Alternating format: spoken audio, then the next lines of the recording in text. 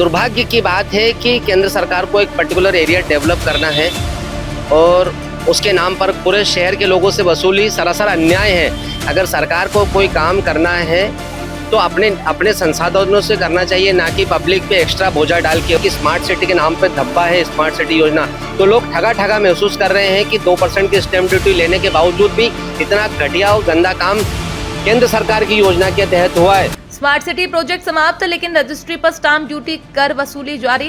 कांग्रेस ने उठाई आपत्ति। कांग्रेस शहर अध्यक्ष चिंटू चौकसे ने वरिष्ठ जिला पंजीयक से मिलकर दिया ज्ञापन।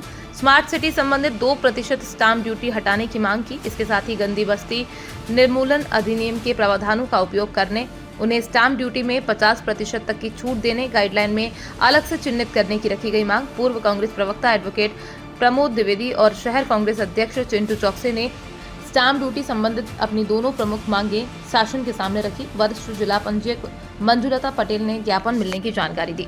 स्मार्ट सिटी 2% का अतिरिक्त कर रजिस्ट्री में लगता है।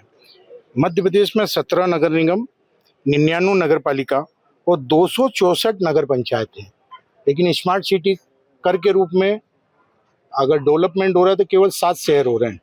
क्यों? इतने लाखों लोगों से आप 2% ले रहे हैं। वो 2025 में समाप्त कर दिया आपने योजना, तो फिर कर भी समाप्त कर दीजिए। इसी प्रकार से अगर कोई महिला अगर अपने पति के साथ रजिस्ट्री कराती है तो उसे छूट नहीं मिलेगी, भाई के साथ कराती है तो नहीं मिलेगी। तो और अगर वो उद्योगपति के रूप में, कंपनी डायरेक्टर के रूप में, कंपनी भागीदार के रूप में उद्योग धंधे खरीद रही है, उस रूप में कराने जाती है तो उसको 2% की छूट नहीं मिलती है। तो ये जो बंधन है 2003 के नियम को आप लगा दें, जिसमें वो सहभागीदार होती थी और उसको छूट मिलती थी। इसी प्रकार से सैनिक की बात बहुत की जाती है, दिव्यांग के लिए बड़ी बड़ी योजनाएं चलाई जाती है और अन्य प्रकार से आप छूट देते हो, तो स्टाम्प ड्यूटी में छूट क्यों नहीं दे रहे हैं। और गंदी बस्ती, एक नियम बना था गंदी बस्ती निर्मूलन अधिनियम, वो आज भी है। उसमें सीधे आधा स्टाम्प ड्यूटी लगती है। मतलब अगर उसकी कीमत 10 लाख है तो 5 लाख पर स्टाम्प ड्यूटी लगेगी। तो इंदौर में हजारों गंदी बस्तियां हैं, पूरे मध्य प्रदेश में है। आप उनकी गाइडलाइन में सूची बना दीजिए और लाल रंग से उनको प्रदर्शित कर दीजिए, ताकि सब जिनको छूट की पात्रता है वो छूट मिले।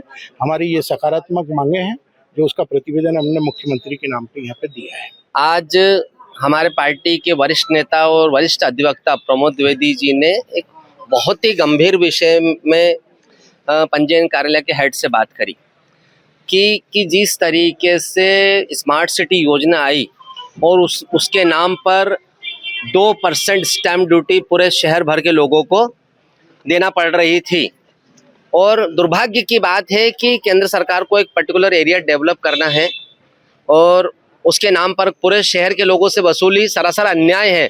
अगर सरकार को कोई काम करना है तो अपने संसाधनों से करना चाहिए, ना कि पब्लिक पे एक्स्ट्रा बोझा डाल के। और जिस तरीके से स्मार्ट सिटी योजना पूरे देश में फैल हुई है और हमारे इंदौर में जब हम राजवाड़ा और आसपास देखते हैं तो मुझे लगता है कि स्मार्ट सिटी के नाम पे धब्बा है स्मार्ट सिटी योजना, तो लोग ठगा महसूस कर रहे हैं कि 2% की स्टैंप ड्यूटी लेने के बावजूद भी इतना घटिया और गंदा काम केंद्र सरकार की योजना के तहत हुआ है। ये सोचने योग्य है। दूसरा, खासकर महिलाओं को स्टैंप ड्यूटी में अलग से फ़ायदा मिले, उसको लेकर बात करी। अगर पुरुष सैनिक है, विकलांग है, उन लोगों को भी स्टैंप ड्यूटी में अलग से फ़ायदा मिले। और खासकर एक बहुत ही ज़्यादा विसंगति है गरीब बस्तियों को लेकर कि एक जैसा टैरिफ है। गरीब बस्तियों में जहाँ तक 400-500 बस्तियाँ हैं जो गरीब बस्तियों की सूची में आती है, उन लोगों को निश्चित रूप से कहीं न कहीं स्टैंप ड्यूटी में अलग से फ़ायदा मिलना चाहिए, ताकि गरीब वर्ग भी आसानी से अपना काम कर सके। हाँ, इंदौर शहर कांग्रेस कमेटी ने आज ज्ञापन दिया है। उसमें स्मार्ट सिटी योजना में स्टाम्प ड्यूटी की छूट के लिए और इसके अलावा महिलाओं के लिए स्टाम्प ड्यूटी में छूट, भूतपूर्व सैनिक हुए उनके लिए स्टाम्प ड्यूटी में छूट, और जो गंदी बस्तियां हैं शहर में उनको कुछ स्टाम्प ड्यूटी में छूट मिले पंजीयन के समय, इसके लिए ज्ञापन दिया है। तो इसको हम शासन तक पहुंचा देंगे, प्रयास करेंगे कि शासन की तरफ से पॉजिटिव जवाब आ जाए। फिलहाल तो अभी तो जो ड्यूटी लग रही है वो यही लग रही है कि 3% ड्यूटी लग रही है नगरीय क्षेत्र में। महिलाओं में भी जो सिर्फ महिला खरीदी करती है तो उसे 1% मिलता है, और अगर मान लो वो किसी के साथ खरीदती है तो उसको पूरी रजिस्ट्रेशन फीस लगती है। गंदी बस्ती वाला भी ऑप्शन अभी तो चालू नहीं हुआ है, कोशिश करेंगे, शासन में भेज देंगे, ये पॉजिटिव रिस्पॉन्स आ जाए उसके।